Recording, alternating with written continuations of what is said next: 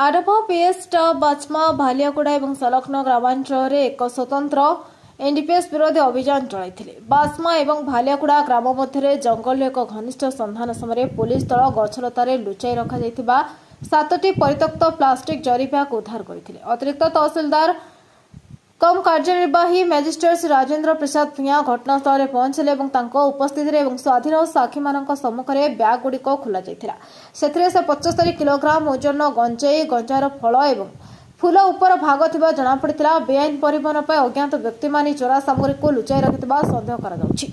आरभ PS NDPS आईन 1950 धारा 20 ख डबल ग अनुसार एक मामला रुजु करिछि।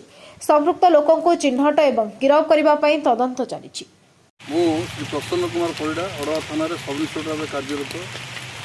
आज आईएससी निर्देश अनुसार हड़वा थाना जीडी नंबर 20 अनुसार बचामा भालियागुड़ा एरिया गंजेई एवं नाका ड्यूटी करता समय अवैध भाव 7 कोटी गंजेई बस्ता पड़ा अवस्था मुझे आईएससी को खबर देती और आईएससी निर्देश अनुसार आईएससी एसडीएम को खबर देते एसडीएम को निर्देश अनुसार एचओडी मजिस्ट्रेट को उपस्थित गंजेई मु बर्तमान सीज कर राजेन्द्र प्रसाद भूया चौकीदार मोहना एसडीएम आदेश प्रकार